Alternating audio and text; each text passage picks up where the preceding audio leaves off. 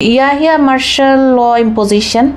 After that, there was any control of violence or situation indulged to surrender all powers to Aওয়ামী League.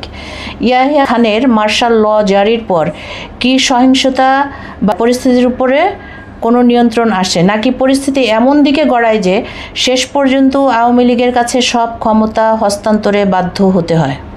ঘটনা তাই, এই শেষের পয়েন্টটাই সঠিক। কেননা ইয়াহিয়া খান সাহেব খুব চেষ্টা করেছিলেন যে পাকিস্তান যাতে ভেঙে না যায়, পাকিস্তানেরকে ভাঙার যারা চক্রান্ত করছে তারা যেন সফল না হয়। ইয়াহিয়া খান সাহেব খুব চেষ্টা করেছিলেন। শেখ মুজিবুর রহমান একের পর এক বাহানা তুলেছিল এবং 6 দফা দিয়েছিল, ছাত্ররা 11 দফা দিয়েছিল, প্রভিন্সিয়াল অটোনমির কথা বলে, যে এটা হলো প্রাদেশিক স্বায়ত্তশাসনের কথা বলে তারা করেছিল। কিন্তু এটা ছিল সম্পূর্ণ ধোঁকা, যেটাকে আমরা বলি আগরতলা ষড়যন্ত্র মামলা।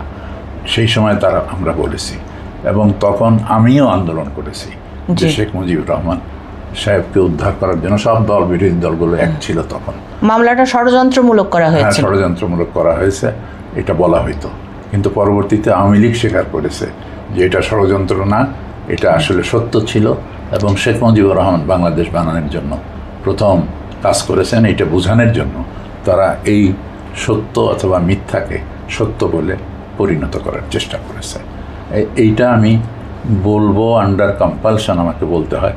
হিস্ট্রি যেহেতু ইতিহাস যেহেতু, এটাকে তো আমি আমার ইচ্ছায় ভালো করতে পারবো না, মন্দ করতে পারবো না। দ্যাট ওয়াজ দি ফ্যাক্ট যে শেখ মুজিবুর রহমান সাহেব এই দেশকে ইন্ডিয়ার কাছে তুলে দেওয়ার জন্য, এটা যদি কোনো দায় হয়ে থাকে তাহলে এই সব দায় শেখ মুজিবুর রহমানের ঘাড়ে বর্তায়। জি, আইয়ুব খান খুব চেষ্টা করেছিলেন। ইয়াহিয়া খান সাহেব আপ্রাণ চেষ্টা করেছিলেন। সত্য ঘটনা হলো তাই যে শেখ মুজিবুর রহমান যা বলতো মেনে নিতেন, যাতে অন্তত পক্ষে দেশ ভাঙার ঝামেলা যেন না হয় না করে এবং পাকিস্তান ভেঙে না যায়, সেজন্য he tried his best. Yahya Khan সাহেব খুব চেষ্টা করেছিলেন। আপনাকে অনেক ধন্যবাদ। ইনশাআল্লাহ পরবর্তী প্রোগ্রামে আমরা আরও অনেক কিছু জানবো। তোমাকেও ধন্যবাদ। ইতিহাস কেবল অতীত নয়, এটি আমাদের জন্য একটি আয়না। 71-এর আওয়ামী লীগকে আমরা দেখি নাই, আমরা শেখ হাসিনার আওয়ামী লীগকে দেখেছি এবং সেখান থেকে আমরা যা বুঝেছি যে ক্ষমতা আল্লাহর দেয়া একটি আমানত, যেটা অন্যায়, জুলুম ও অহংকার দিয়ে রক্ষা করা যায় না। ন্যায় বিচার, পরামর্শ এবং শান্তিপূর্ণ সমাধানই একটি জাতির স্থায়িত্বের পথ। আমরা আল্লাহর কাছে এই প্রার্থনা করি যে আল্লাহ যেন আমাদের এমন একজন শাসক দেন যিনি দেশের জন্য নিরাপদ এবং জনগণের আস্থা রক্ষা করতে পারে। অন দ্যাট নোট আমরা আজকের প্রোগ্রাম এখানেই শেষ করছি।